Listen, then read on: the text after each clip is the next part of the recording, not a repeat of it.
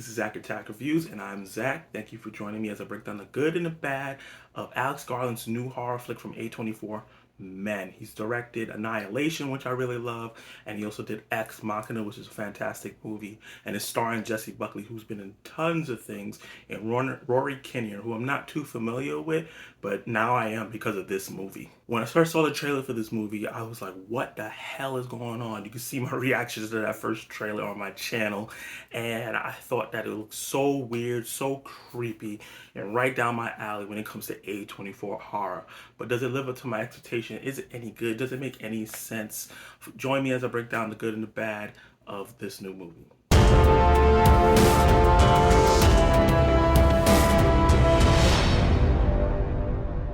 In the aftermath of a personal tragedy, the main character Harper goes to this secluded town for a treat to heal and not to really think about what's going on in her life and all the things that's going on. But soon is interrupted by some weird man that's seemingly stalking her, and where it becomes this full-on dread mode that she gets into, this full anxiety-induced mode because of this person following her. It becomes a complete nightmare as all her fears and nightmares come to truth through this one person.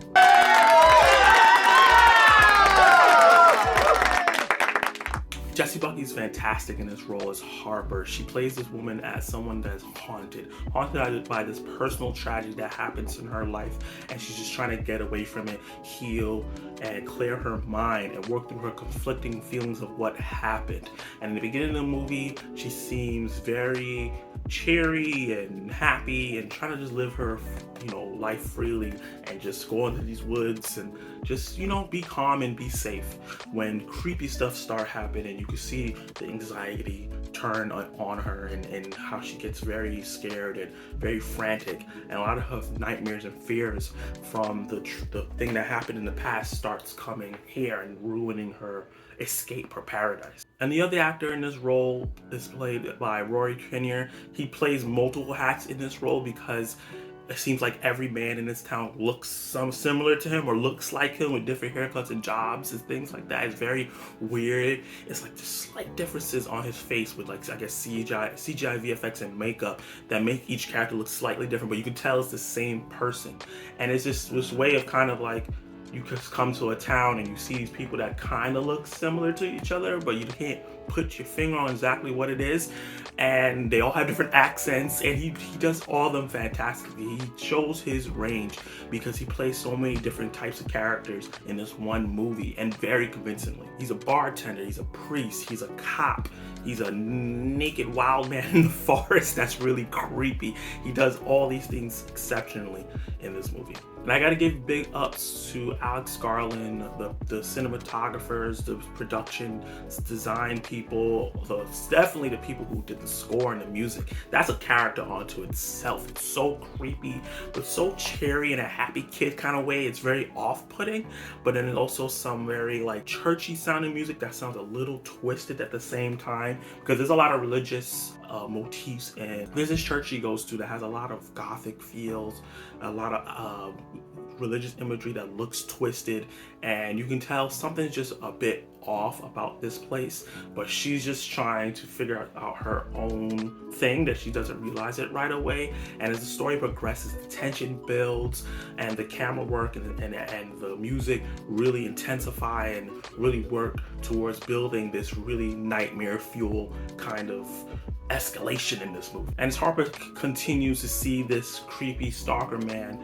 she starts interacting with the different men in the little countryside she's in, and they're all displaying different types of negative intent on her, whether they're blaming her for the tragedies that she's facing in her life, or asking her for favors, or just different things that you would see that women will talk about in real life that men do all the time. There are little things that we sometimes don't even think is an annoyance, but can be if every single person's acting and not trying to do something back. As the story progresses, the dread and the tension just keeps building and building and building, and the creepiness and everybody that's in the town. You realize there's no women in the town at all. It's just these men. They all look like the same person, and you don't know what's real and what's not. Is she because of her tragedy, seeing all men the same, or is there some supernatural figure that is making all the men be the same person? The themes and messages I got from it was the way that men treat women,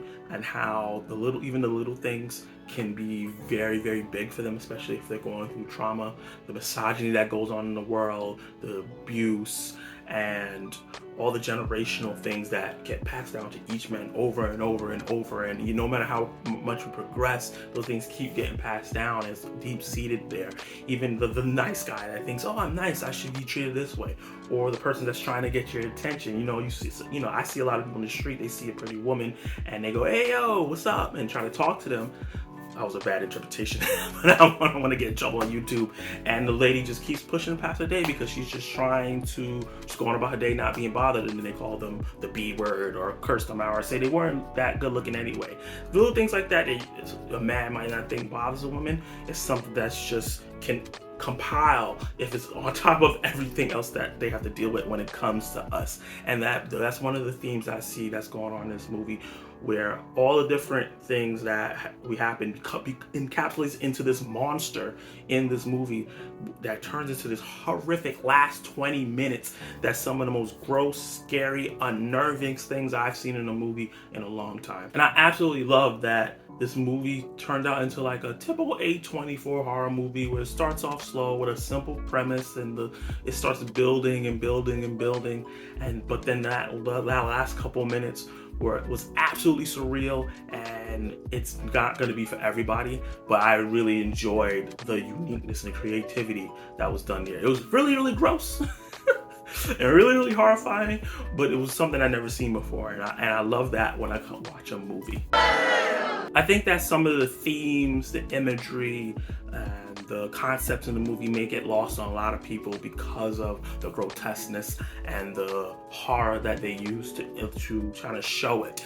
Because if you're not going in knowing each of the different things, you may be completely lost on why and what's going on, because this is a weird ass movie and the weirdness is not really explained. He kind of Alex Garland, the storytellers, kind of just throw it at you, and what you get from it, you get from it, and that's not for everybody. Even for me, I was kind of a little lost on certain things on the movie, and I was like, I like this, but I'm not super sure how I feel about everything, because I didn't really understand everything that was going on. It wasn't until after the movie where I kind of looked up some things where I was like, oh, okay, I get what's going on now. I get where all this imagery and what the movie's about fully now, and it made me end up loving it. But some people want everything thrown in the movie. They don't want to have to do research outside of it. If you've seen something like The Green Knight, which came out last year, which was an A24 movie, where they throw you to this world, they don't really explain certain things that's going on. I love that movie. I thought it was fantastic, and luckily I had a friend that saw it before me, so he told me the things that you need to know going in. But a lot of people didn't like that movie because they didn't have that. They went in thinking it was just gonna be this action adventure, and it wasn't. And the same thing with this movie, Men. You might think it's like a weird, creepy slasher film where, Harper's the final girl, and that's not what this movie's about. It's more about her working through her trauma and pain and seeing it in other people. Another thing people might not like is just the last 20 minutes I was talking about that was weird and horrific and disgusting.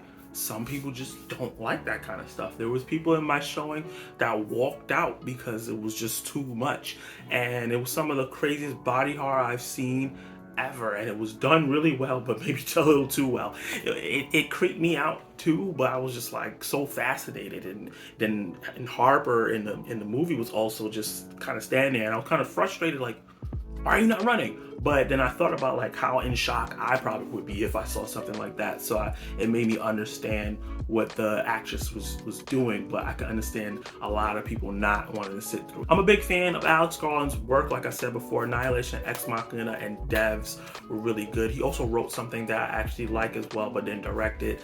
And I had medium expectations for this movie because I didn't really know what I was getting into. During the movie, I was like, okay, this is cool. But after I started thinking about what happened and the themes, and did a little bit of research and figured out all the things that I didn't understand, everything started connecting, and I absolutely ended up loving the movie. It's not for everyone.